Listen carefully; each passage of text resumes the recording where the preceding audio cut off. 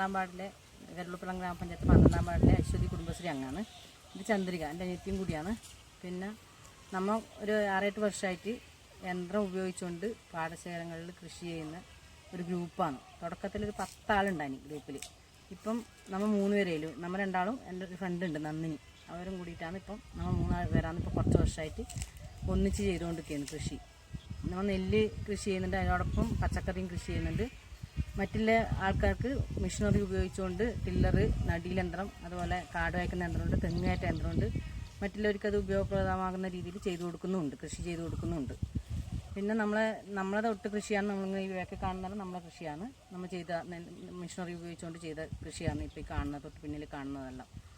ഇപ്പം ഇതിനോട് ഗുണം എന്ന് പറയുന്നത്, യന്ത്രം ഉപയോഗിച്ച് ചെയ്യുന്നതിൻ്റെ ഗുണം എന്ന് പറയുന്നത് നമുക്ക് മാത്രമല്ല, നമുക്ക് കർഷകർക്കും നല്ല ഗുണമാണ്. ഒന്നാമത് സമയലാഭം കിട്ടും. സാധാരണ ഒരു ഏക്കർ ചെയ്യാൻ 25ഓളം ആൾക്കാർ വേണം കൈ കൊണ്ട് നടുമ്പോൾ. പക്ഷേ യന്ത്രം ഉപയോഗിച്ച് ചെയ്യുമ്പോൾ നമ്മൾ 3 ആൾ മാത്രം ഒരു ഏക്കർ നടും ഒരു ദിവസം.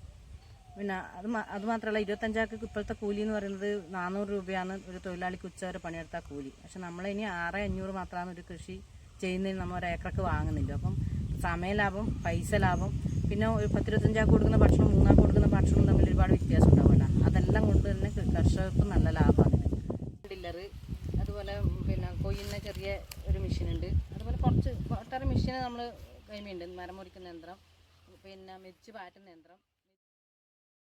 പിന്നെ പരിശീലനം നേടിയത് നമ്മൾ പിന്നെ പിലിക്കോട് കാർഷിക ഗവേഷണ കേന്ദ്രത്തിനാണ്. അത് പരിശീലനത്തിന് നമുക്ക് പോകാനിടയായത് നമ്മളെ കഴിവുള്ളൊരു കുടുംബശ്രീയാണ്. കുടുംബശ്രീയിലെ CDS നമ്മളോട് ഇങ്ങനെ ഒരു കാര്യം പരിശീലനം നൽകുന്നുണ്ട് എന്നുള്ള രീതിയിൽ നമ്മളോട് പറയുകയും നമ്മളൊരു 10 ആൾ കരുളൂർ പരളം പഞ്ചായത്തിന് പരിശീലനത്തിന് പോവുകയും ചെയ്തിട്ടുണ്ടായിരുന്നു. 10 ദിവസത്തെ പരിശീലനത്തിലൂടെയാണ് നമുക്ക് കുറച്ചെല്ലാം ഇത് പഠിക്കാൻ വേണ്ടി സാധിച്ചിട്ടുള്ളത്. ഇതൊരു നല്ല രീതിയിലൊരു പ്രോത്സാഹനം എന്ന രീതിയിൽ ഇനിയും ഇതിലേക്ക് കൂടുതൽ ആൾക്കാർ വന്നാൽ ഇത് പരിശീലനം നൽകാൻ നമ്മൾ തയ്യാറാണ്. അതുപോലെ എല്ലാവരും കടന്നു വരണം എന്നാണ് ഈ അവസരത്തിൽ ഇത് പറയാൻ.